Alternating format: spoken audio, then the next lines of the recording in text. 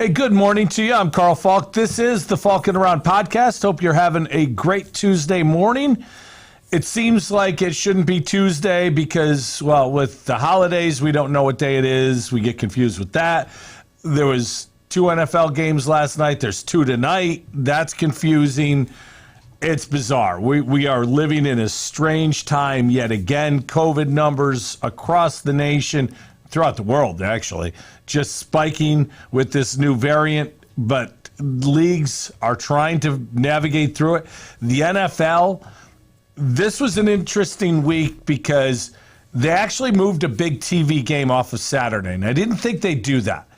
The Browns-Raiders game, which was played last night, and if you didn't watch it, good for you because it was an unwatchable game. But that game was supposed to be a Saturday afternoon game, a standalone game on the NFL Network, which would have generated probably very good ratings on Saturday afternoon. Because it was moved to last night and a 5 o'clock start, I didn't think they'd get as good of ratings last night. So I was really surprised the league caved in. The league is all about the integrity of the shield, and, you know, they want to make sure that they put their best foot forward. Yeah, sure they do. No, what they want to do is get the games in, appease their television partners, get the paychecks from them. The players can bitch and moan all they want about the safety protocols that have moved these games or not moved them in some cases. But if the players don't play, they don't get their paychecks, so they're willing to play. What it amounted to was a crap product on TV last night. The Browns having to go with Nick Mullins, their practice squad quarterback, as a starter.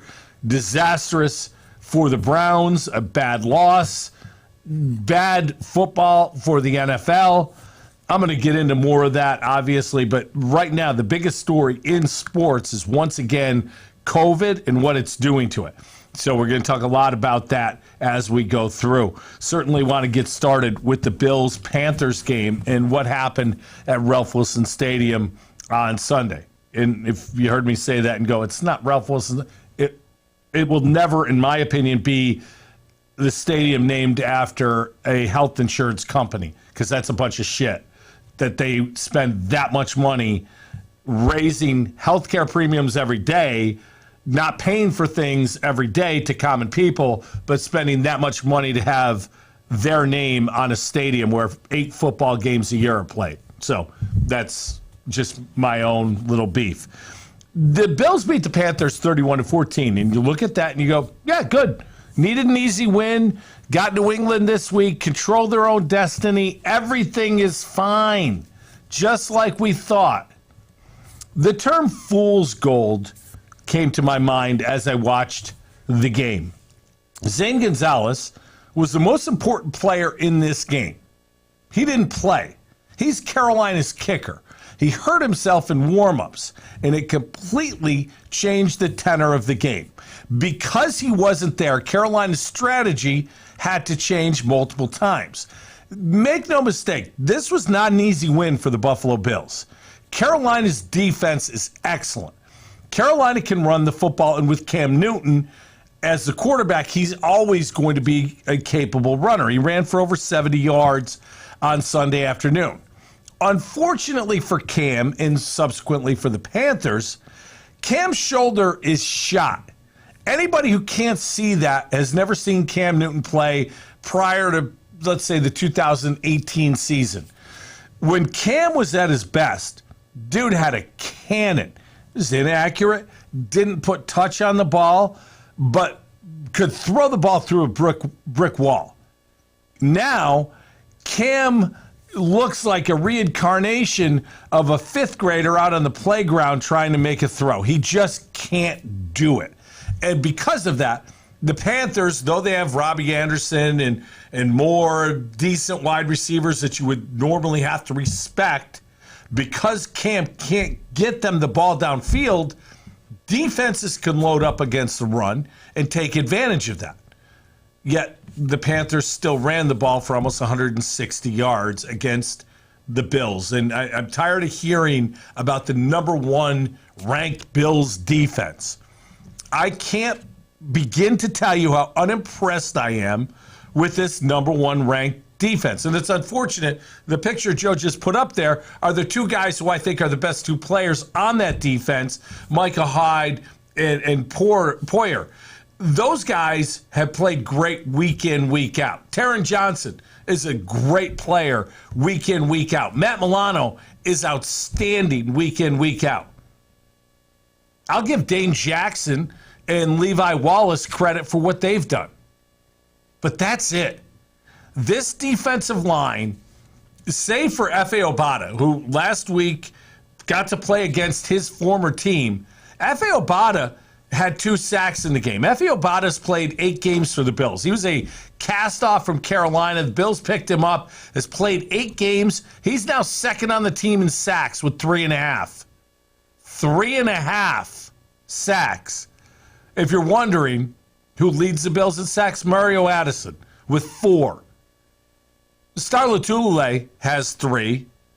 It's just not good enough. Their pass rush is non-existent. They can't stop the run, and their pass rush is non-existent. Other than that, how was the play, Mrs. Lincoln?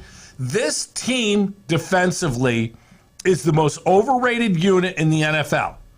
People who stat watch will look at this team and go, they're the number 1 yards per game defense in the league. But if you watch them week in, week out, and use this game as your example, Carolina moved the ball. The first downs, Bills had 21, Carolina had 19. Total yards, Bills 312, Carolina 275. Each team had a turnover. And the rush yards, 151 rush yards for Carolina, 119 for the Bills. And the Bills, that's good. I'm going to get to that. But defensively, the Bills can't stop anybody. They cannot stop the run. It starts up front. Star Lotulelei's not playing very well. Ed Oliver is having a nice year. He's just not big enough. You've got to put a big body next to Ed Oliver to allow his speed and quickness to make plays. Harrison Phillips is working his way back finally from that ACL and looks very good. The rest of the defensive tackles are probably not NFL caliber. Vernon Butler is stealing a lot of money this year being on that roster. The defensive ends, do you remember the Bills' number 1 draft pick from last year, Greg Rousseau? Do you remember him? I saw him on a milk carton in Wegmans the other day because the guy hasn't made a play in a month and a half. He looked very good in the first couple games. Nothing since then. Crickets. Addison's been a solid performer. Jerry Hughes has been a solid performer.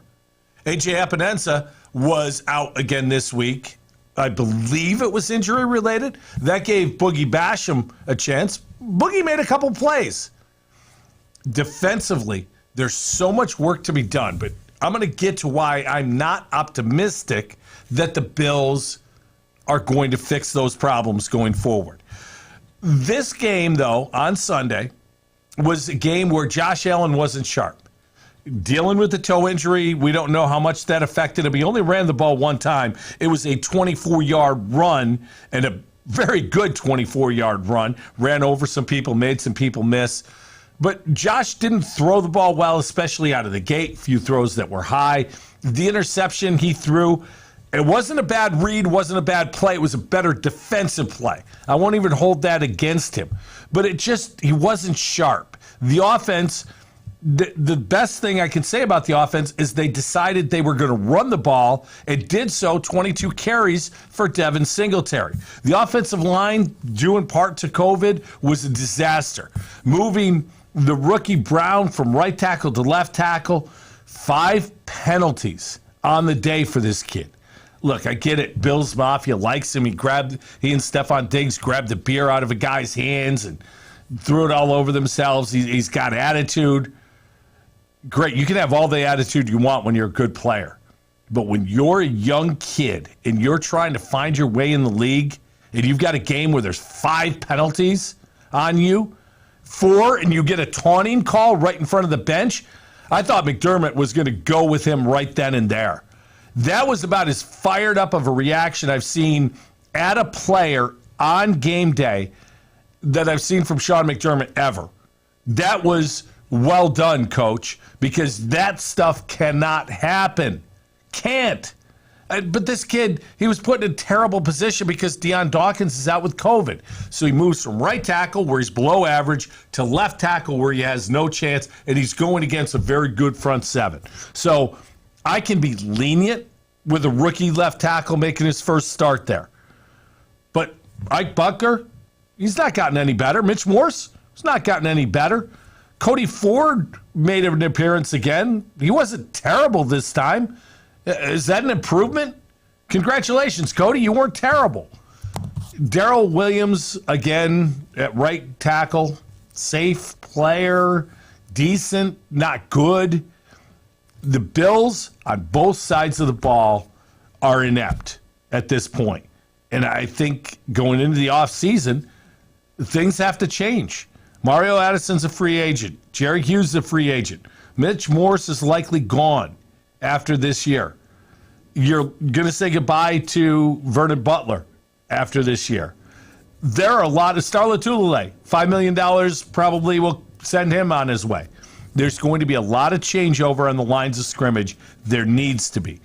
The rest of this year, and the Bills control their own destiny, the rest of this year lies up front. How well they play both sides of the ball up front. And if you look at it against New England this coming week, I'm going to talk more about that. If they are going to win, they need to be better up front than they were a couple weeks ago in the wind. And you can look at it and say, well, they had a chance to win and, they couldn't throw the ball, so this, fine. You don't think Bill Belichick's been breaking that tape down and has ways to attack the Bills' offensive line? You don't think Josh is going to continue to get the crap kicked out of him this game? Now, Atlanta has no defense. The Jets' defensive line is okay, but those games they should win. It comes down to this week. But the expectations this year were an improvement on last year, which they got to the AFC Championship game. This is a step back here. Unless something miraculous that I don't see happens in the playoffs, if they get there, this is a disappointment. And it lies at the feet of the two guys who run the franchise, Brandon Beane and Sean McDermott. Brandon Beane gets a lot of credit for reshaping this roster, and rightly so. This was a bad roster when they came in. They got rid of the salary cap problems. They ended up making trades that got some people back. But if you look at the drafting, the first 3 rounds, they have selected in the first 3 rounds 2 franchise-changing players. Tre'Davious White's a great cornerback. They miss him dearly. He is a guy you build your defense around. Great draft pick. By then, it was Sean McDermott, not Brandon Beane. Then, the following year, of course, Josh Allen.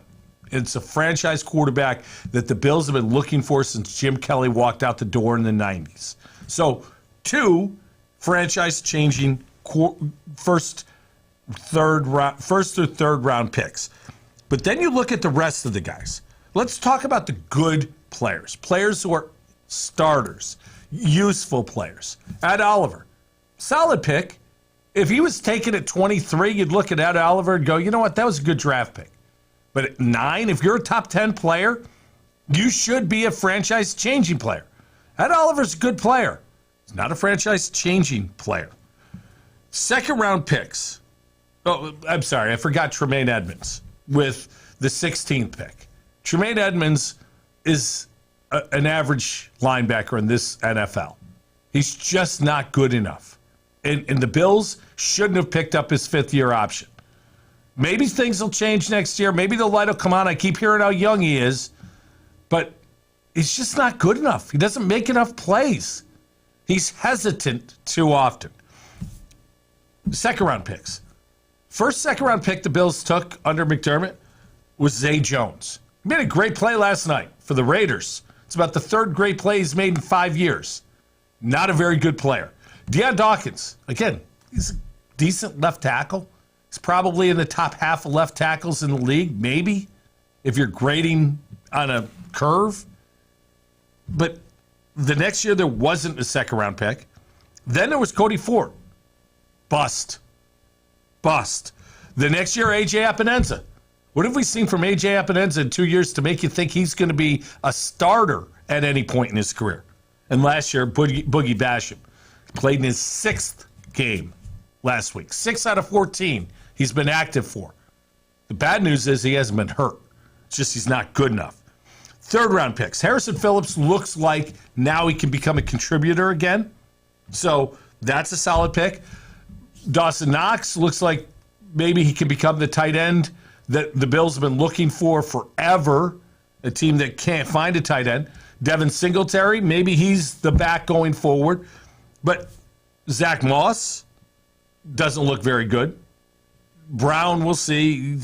You know what I think of him. But where Brandon Beane has, I will say it this way, saved his reputation is what he's done late in the draft. The Taron Johnson 4th-round pick. Great pick. Taron Johnson's a starter, an impact player on defense. He's a very good player. He's a nickel corner, so there's not a premium on that position, but he's very good at what he does. Gabriel Davis played last week very well in the absence of Emmanuel Sanders. He was a 4th-round pick. Looks like he could be an impact player.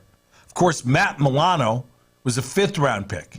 That may be the best pick of Beane's career other than Josh Allen. Think about that. A 5th-round pick is your best pick other than your franchise quarterback. And the other best pick in the 5th round is a guy who's an all-pro guard, which the Bills desperately need, in Wyatt Teller. So I guess my question is to Brandon Beane, do you have trust in him to fix the places that he needs to fix? Look at what they've spent up front on the defensive line in the first 3 rounds. Basham, Rousseau, Epinenza, Oliver. Those are 4 guys selected in the first 2 rounds. Theoretically, you should have good depth and good talent at the defensive line. Yet watching Sunday, Carolina, nobody's concerned about their offensive line. Nobody's concerned about their pass game. There's no pass rush, and they're getting beaten up at the point of attack in the run game. Yet you spend 4 first-round picks in the last couple of years up front. It's bad drafting. It's very bad drafting. So do you trust Beane to fix the defensive line? I just don't get it. And here's the other question I have. If you have Wyatt Teller on your team and on your roster, you don't have very good players coming in. Cody Ford was drafted because they didn't feel Wyatt Teller was going to be that guy. Yet he goes to Cleveland and becomes that guy. Is it development? Is it coaching? Where's the ineptness on the offensive line? Where's the inability to find and develop an offensive line that can protect your franchise quarterback? Josh Allen goes into this game against Carolina. And again, Carolina's got a very good front 7. So I don't want to dismiss that part of it. But Josh Allen goes in banged up. You know you're going to need to protect him. Yet he's sacked 4 times and hit many others. He got beat up again.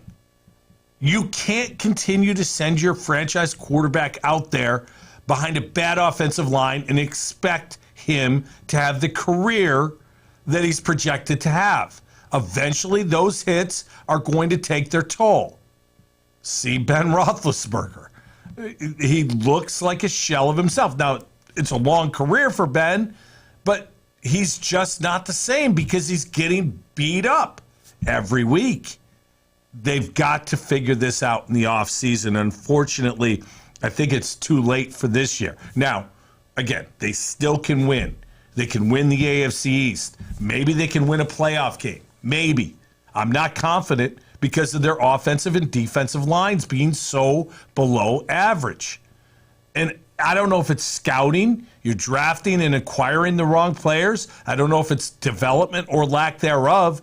But when you look at this team, as much as we love the culture, as much as we love everything, the competitiveness, other than Josh Allen, who's the player who was drafted high who has improved year after year after year? And one more thing about Bean. The best trade, maybe the franchise-changing trade that he made, was bringing in Stephon Diggs. We all love that move, right? Let's not forget that the Bills gave up a pick that became Justin Jefferson of the Vikings. As much as I love Diggs, would you rather have Justin Jefferson right now or Stephon Diggs? Who's a better player now and going forward? I think the answer is Justin Jefferson. So while you brought in a guy that changed your franchise, you certainly gave up a guy that changed Minnesota's franchise as well. And there were other pieces to that deal that went into it. So, yes, it's good that the Bills won. Yes, it's good that they control their own destiny. But it's not good overall when you start looking realistically at what this team is, what this team has become, and how it got to this point, and what your prospects going forward are. I'm not saying you fire McDermott and Bean. Don't get me wrong. I'm not saying that at all. I'm just saying the love affair for these two guys is warranted because of what position they put this team in from where it was. However, talking about them as if they're top 3 or 4 in this NFL in what they do, I think is misguided. That's what I'm saying. They are very good at building a culture, very average at acquiring the talent it takes to take a good culture and make it a great team. It just isn't there. They've been carried by a great young quarterback, and granted, that gives them a lot of leeway because they got a guy that a lot of other people didn't believe in, and they developed that guy. That's the other thing. The player that developed most under this regime is Josh Allen. But my question there is, who developed Josh Allen? Was it the Bills and their coaching staff, or has it been Jordan Palmer in the offseason? Who gets more credit for that? Is it Brian Daboll and the Bills, Ken Dorsey, their staff, or Jordan Palmer? I think Jordan Palmer is just as important as anything else. And if that's the case, that's not a Bills thing. So a lot to be concerned with in spite of an easier win. Now that I've let the air out of the balloon, let's talk about New England this coming week.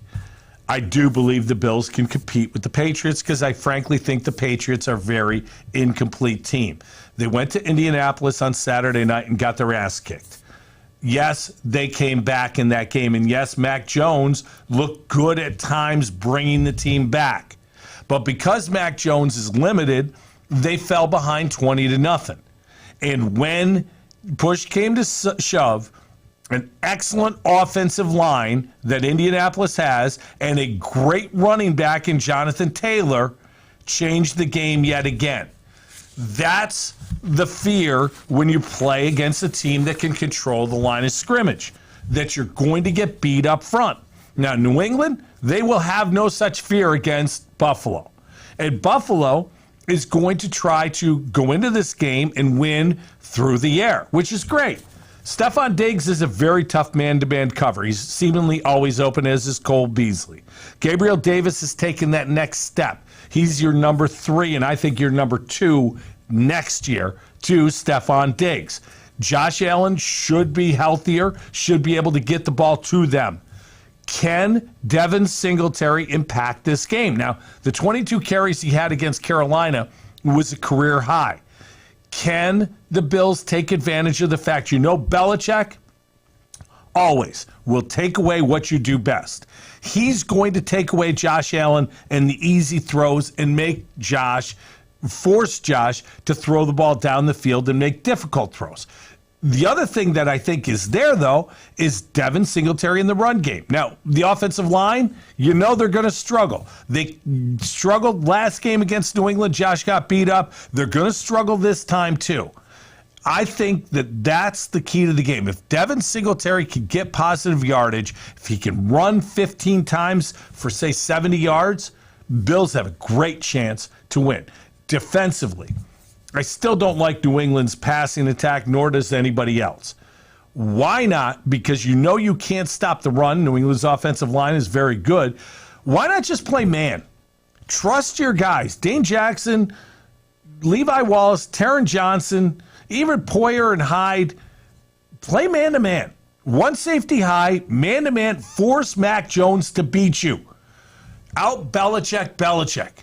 If McDermott wants to play winning football, and he's very conservative, he plays to let his defense win the game at times when this defense isn't capable of winning the game, take chances. If you get beat once or twice deep, okay, so be it. You've got to go into this game aggressive, with an aggressive mindset, come up with a blitz package, force the rookie quarterback to make mistakes, hit him early and often.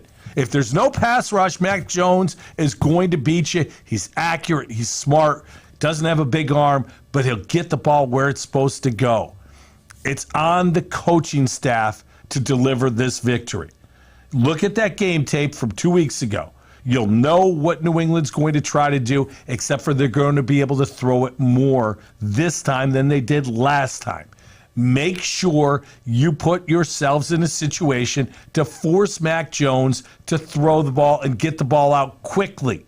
Quick decisions. Don't let him sit in the pocket and read the defense. Make him make a quick decision. Be aggressive. It's not McDermott's style. Go against the grain and get it done. So this week should be fun. I'm not confident. I actually don't think the Bills win this game because I don't think they're good enough up front, but I sure hope they do, somehow, some way. The rest of Week 15. The first game of the week was by far the best game of the week. That was the Kansas City Chargers game. Getting to see Patrick Mahomes and Justin Herbert go against each other was a treat.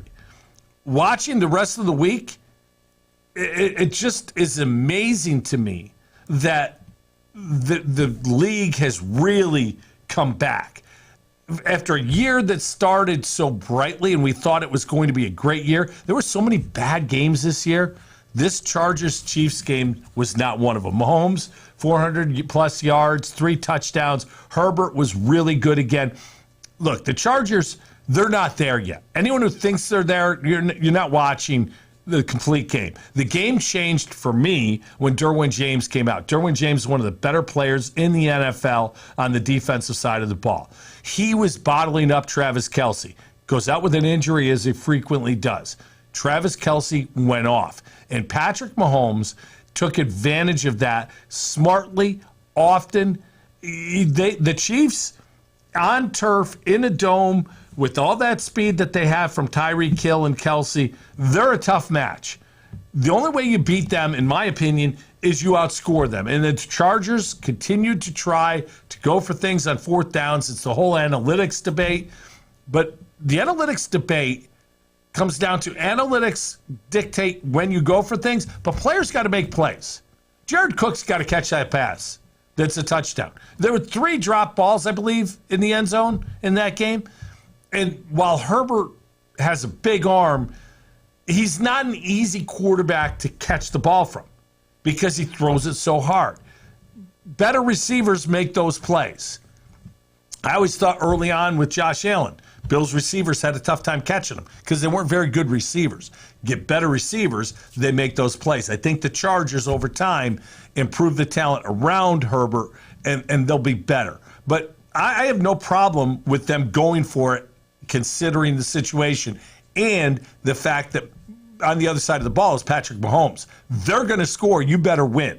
You better score touchdowns when you have the chance to go for the win. They did.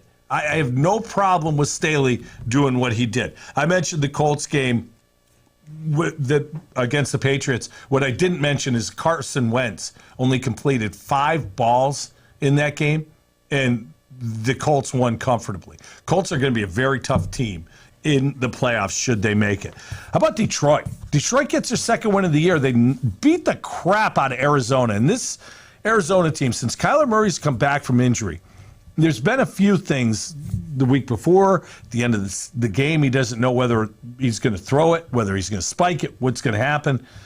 The bloom is coming off the rose a little bit in Kyler Murray. Phenomenally talented young man. But the mental side of the game at the quarterback position, in my opinion, is at least as important as the physical side. I'm not sure the mental side is there. I don't think it's there yet. I don't know if it'll ever get there because there's some instinctual plays that a quarterback needs to know to make that sometimes Kyler Murray doesn't. His athleticism makes up for it. But I'm not sure without DeAndre Hopkins the rest of the year, I think that's a huge blow to Arizona going forward. And good for Detroit. They play hard for Dan Campbell every week. That's a situation where there's no talent. They need to get better, obviously. But I think they got the right coach. I really do. They play hard for that guy. The Houston Jags game, this is just, who watched that game? Who put their jersey on, put their feet up on Sunday afternoon and said, man, I can't wait for this one? If you did, props to you. You're a diehard. One thing I wanted to mention about this, Brandon Cooks had a couple of touchdowns, 100 yards receiving. This guy, year in, year out, has like 80 to 100 catches. And he has not played with a whole lot of very good quarterbacks. Bounced around everywhere, probably will be somewhere else next year, but he's already got 80 catches this year for Houston. He's going to end up near 100 catches. And Davis Mills is their quarterback? Tyrod Taylor is their quarterback? And this guy's going to end up close to 100 catches? Man, Brandon Cooks, you want to talk about underrated? There's the name for you. Another game that I can't believe people watched, and I know people watched because I know fans of the teams, and they sat there and watched it, was Miami beating the Jets. The biggest play in this game was a big guy touchdown to Christian Wilkins from Tua. Tua didn't play great. Zach Wilson didn't turn it over, so that's great. I don't know what to make of the Jets, but 6 straight wins for Miami, and props to them. Brian Flores continuing to get it done down there. He is a guy that I truly believe in. Get Miami the talent they need. I think you have a winner, and keep building around Tua. Quit messing with that guy. Duke Johnson, by the way, going to win fantasy leagues throughout the country. Duke Johnson with 100 yards and a touchdown. Cowboys beat the Giants. Man, New Jersey football, I should say. New Jersey football is awful. The Cowboys get a win. Trayvon Diggs get his 10th pick. Mike Glennon stealing money. How's Mike Glennon still in the league? When was there a time when you looked at Mike Glennon and you went, that guy, build your franchise around him.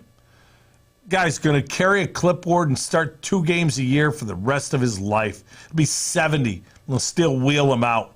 6'8", 190 pounds, throwing darts to nobody.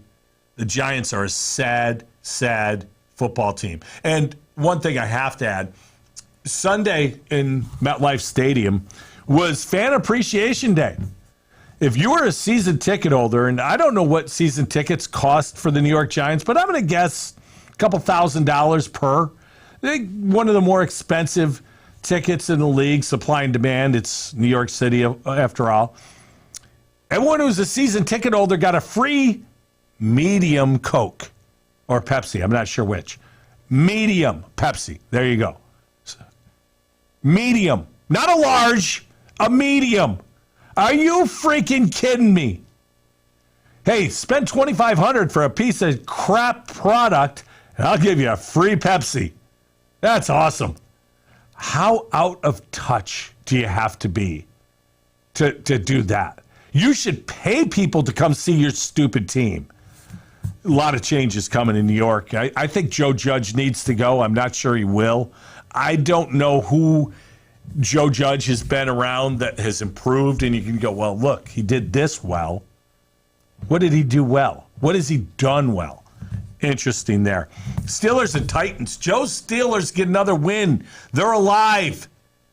Ben got the crap kicked out of him again. But that's a good win. Or is it a bad loss? Because the Titans were up throughout this game. The Titans had the ball for 39 minutes in this game. and lost because the Steelers scored the last 16 points of the game. Well, that happens when you turn it over 4 times. Is it too late to give Derrick Henry the MVP? And Ryan Tannehill, my God, just don't turn it over. Seriously, don't turn it over. It's an easy win. You win that game, you're in really good shape. Ryan Tannehill is not a very good quarterback unless the best running back in the league and the best running attack in the league is there to pick him up. There was an elimination game in Denver. I'm sure nobody probably watched this. I actually did. It was an interesting game.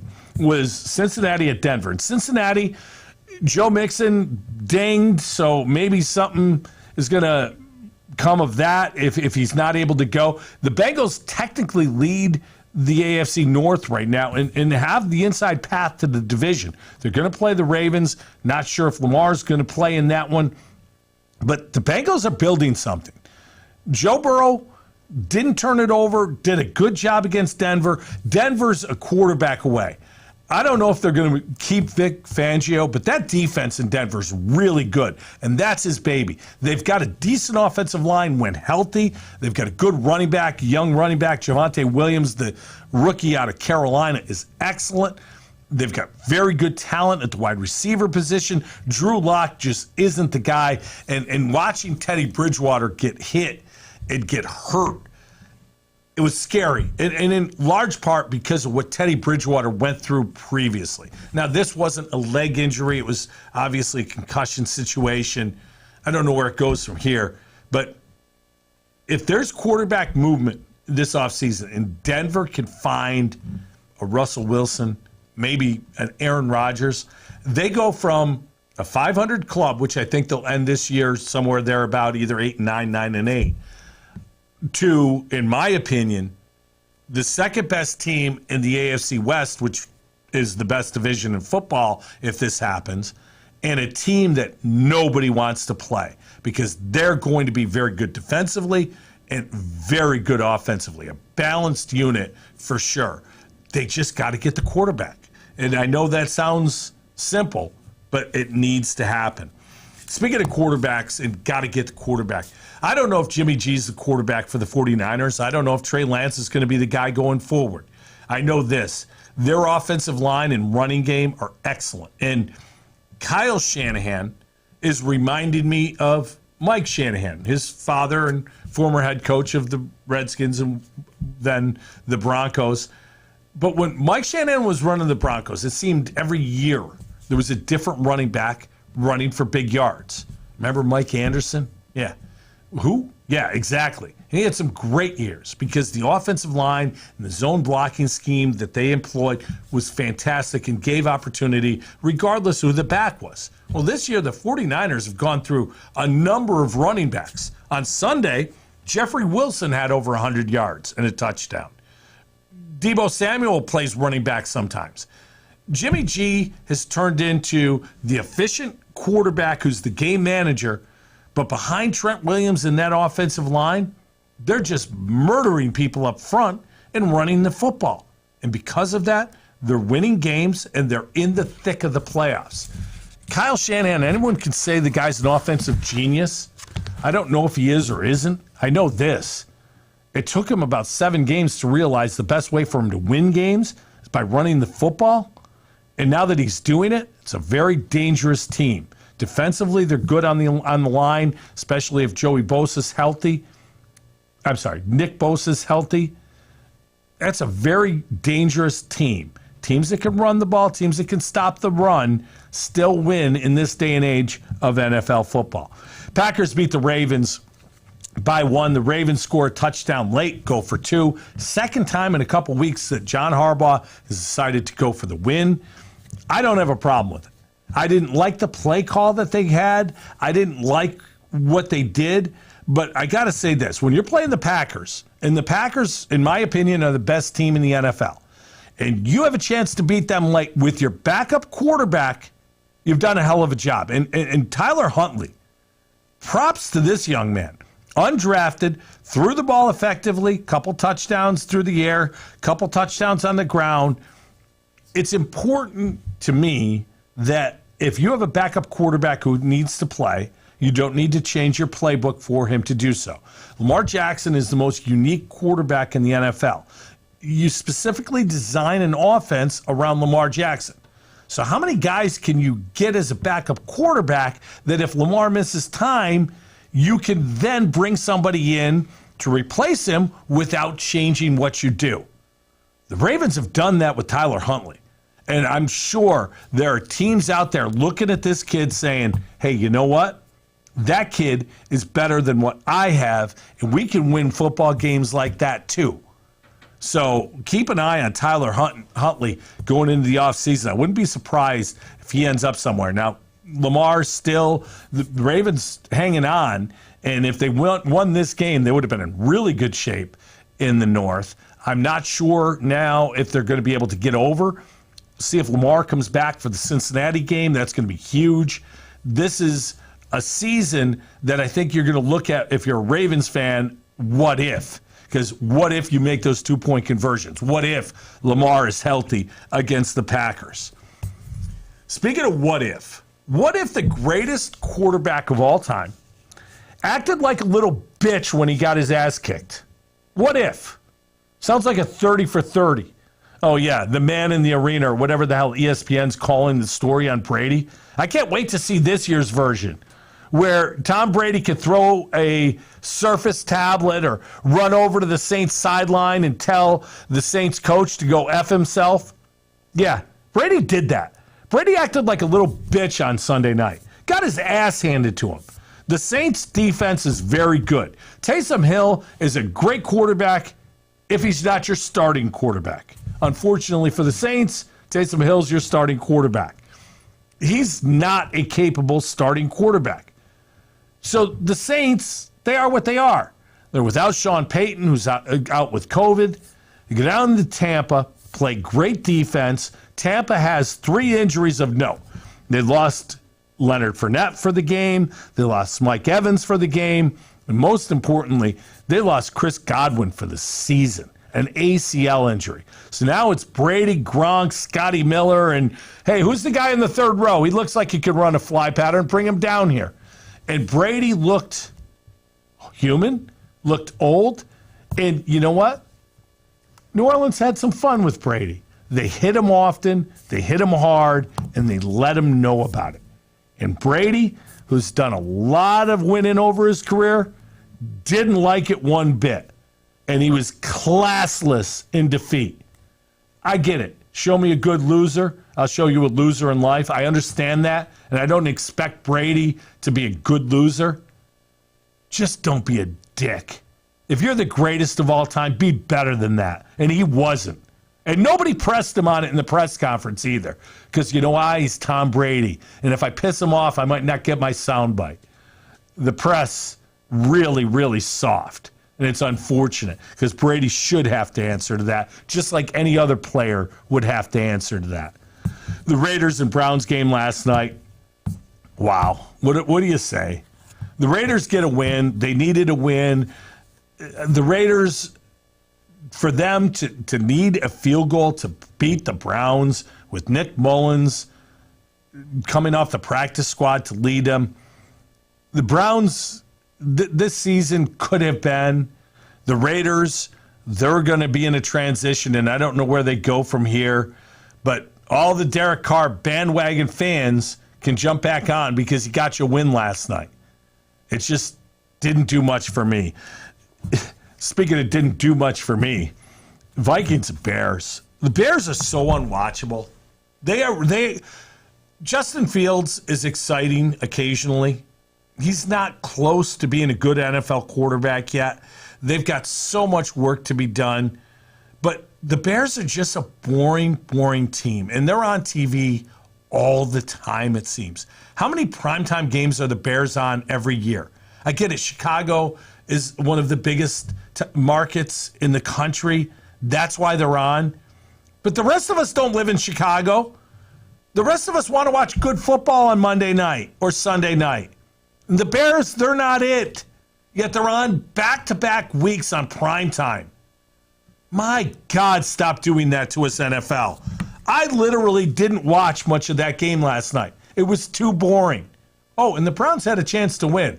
But how about at the end of the game? My favorite thing at the end of the game. The Browns are down 2 touchdowns. The last play of the game, they throw the ball in the end zone. It's right on the border. And the spread, I believe, was 7.5 on the game.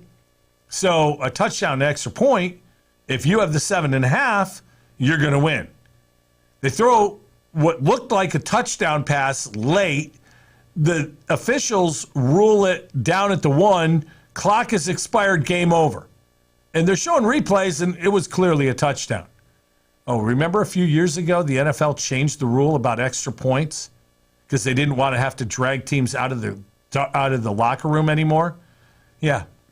Now they don't try extra points that don't matter.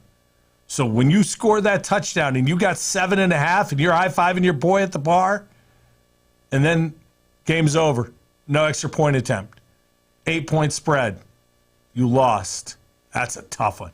That Van Pelt won't do it because it was a Monday night game, but that's as bad a beat as you'll ever see. That is a bad, bad beat. 2 games tonight, Washington against Philly. Yeah, that's not a great game, but it could be interesting. I think the loser of this game is done this year, so it's an elimination game, should add a little spice to it. Seattle at the Rams. Seattle's playing better. They could give the Rams some difficulty. Rams got a nice win last week. Where are they at? So 2 games tonight. And, the best thing about football right now, because of COVID, they're moving things around. So we have 2 games tonight. Got a game Thursday. Nothing Friday. 2 games Saturday. Games Sunday. Games Monday. Yeah, it's good to be an NFL fan. But as much as we want to be an NFL fan, right now, 1/3 of the league is unwatchable. Browns are boring as hell. They're a decent team, but they're boring as hell.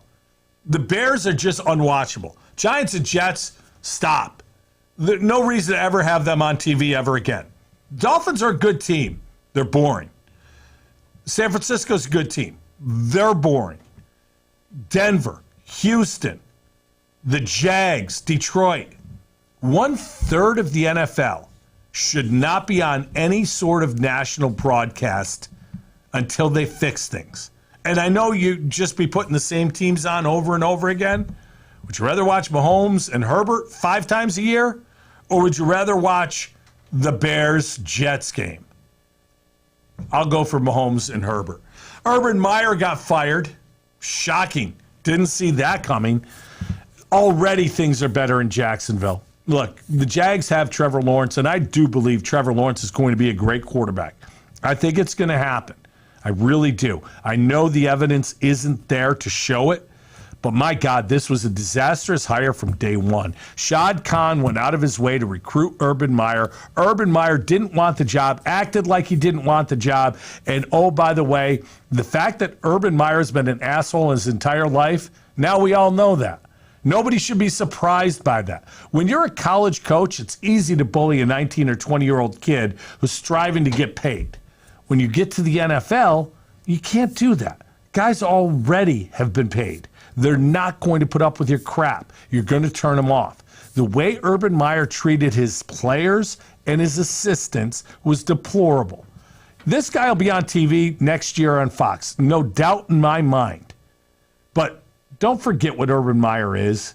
He was a good football coach for a long time. Real good, maybe great.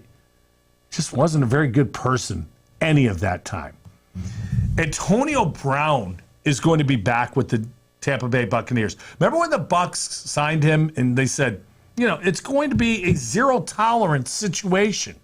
We're not going to put up with anything from him. The first misstep, he's gone. Well, he was suspended 3 games for lying about his vaccination status. But Chris Godwin got hurt. He's out for the year. Well, we served his crime. He served his time. We'll have him back. This was Tom Brady going, we need this guy. Get him back. 100%. So the NFL, a lot of NFL, because there's not much anything else. The NHL, they're on a pause now until after the Christmas break, trying to get the COVID situation under control. I think the fact that the NHL has to cross borders to play, going to Canada to play, I think it's going to be a very difficult time as this new surge continues to go forward. I think the NHL is going to be in the toughest position of any league. They've also got the Olympics. There's going to be a pause there where they're supposed to send players to the Olympics, which I always thought was the dumbest thing that's going to happen in any sport. You don't stop your sport to your league to allow your players to go play somewhere else. It just doesn't make sense. But the NHL, they're led by Gary Bettman, so say no more. We'll see how things work out, but they've got a tough job navigating this. Again, it's more difficult than the other leagues because of their Canadian presence. Syracuse University basketball, 2 games canceled. Unfortunately, probably 2 wins, Cornell and Lehigh. They now start league play, theoretically, of course, on December 29th against Georgia Tech. We'll see where things go, but I'm not confident we're going to see a full season in college basketball either. I think the next month or so, there's going to be a lot of cancellations coming up. The Mets and A's have hired a manager in baseball. Remember baseball? That's the sport that we're not supposed to talk about because you can't make player signings because there's a lockout. Well, at least 2 teams have gotten a manager. The A's hire from within, Mark Kotze, their new manager. Probably a good hire because Billy Beane's very smart. He continues to make the right decisions. The Mets hired Buck Showalter, and as a Mets fan, very, very much in favor of this. Buck Showalter reminds me of when the Mets hired Bobby Valentine. Guy had been around a long time, guy who's very smart and respected within the game. Manny Machado talked about Buck Showalter this week, how he held him accountable, made him realize how important every day was and acting and playing the right way. Certainly something that needs to go on as rumors continue to trickle out about what went wrong last year in the Mets clubhouse. Marcus Stroman, Javi Baez, and even Francisco Lindor, very divisive clubhouse apparently last year. Buck Showalter's got his work cut out for him. In New York, there's not going to be a ton of grace time for them to be competitive. I mean, when you've got arguably the 2 best starting pitchers in baseball on your team, you should be competitive from the jump. Jacob deGrom, obviously, and Max Scherzer, they're 1-2. If they're healthy, that should give Showalter a good starting point. But it's going to be interesting to see how quickly Showalter, he knows New York. You picture there of him as a young manager with George Steinbrenner when he was the manager of the Yankees. Showalter's got a lot of experience with young players. He's got experience with veterans. They all seem to respect him. He knows how to handle the media, which is a big part of managing in New York. It'll be interesting to see how this works out because, you know, on paper it looks great, but never forget this. This is a Mets hire. And when the Mets do something, even though it looks like it's a can't miss, that's the right move, it's the Mets, so it probably screws up. But I'm optimistic. Go figure. It's a typical Mets fan. Wait till next year. Next year, I'm telling you. The best thing about this weekend wasn't a football game. It wasn't Buck Showalter. It wasn't anything other than seeing a guy who's one of the 2 greatest of all time at his sport play his sport at a high level, even though physically he's not really ready to be there, with his 12-year-old son. Charlie and Tiger Woods put on a show on Sunday afternoon, and it was fun to watch. If you didn't watch it, I understand. It's not a big golf tournament. Golf is not a big popularity sport compared to football. But, man, I'll tell you what. Watching Tiger out there with his mini-me, and he is a mini-me. Charlie Woods is 12 years old. He's pictured there with he and Hendrik Stenson and his son Carl, who's only 11 years old. To watch these little kids hit it. 17th hole. Tiger and Charlie are down 1 to the Dailies, John and John 2, who won the tournament.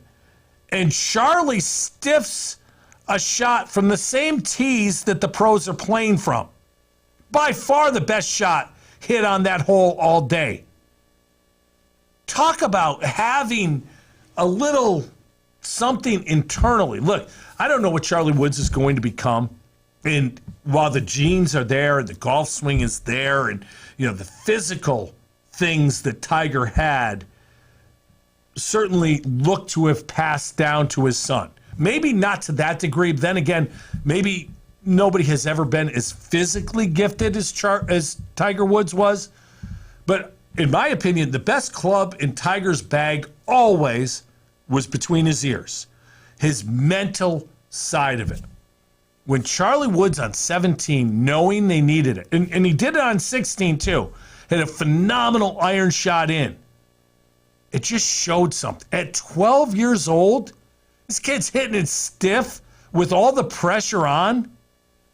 We can talk all about the mannerisms, how great the swing is, all of that. But for a 12-year-old kid to be that mentally strong, it was really impressive to see. Tiger, you could see him getting tired, struggling down the stretch. But, man, it was fun.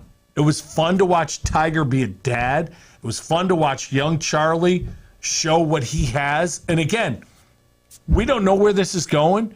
I'm sure Tiger's going to probably play a couple times this year. I would think Augusta, although it's such a tough walk, I don't know if he'll physically be able to do it. I don't anticipate him contending, but we might get to see him contend here or there for the rest of his career. But I know one thing. When Charlie starts playing on the junior circuit, the amateurs, go to college, we'll all be paying attention. And the expectations are going to be so unfair. But unfortunately for Charlie, not only has his father's legacy created those expectations, he's now created expectations for himself. I'll be watching. Can't wait to see how it turns out. Thanks for listening, everybody. Have a Merry Christmas. Much appreciated for the support through the years. I'm Carl Falk. This is the Falkin' Around Podcast.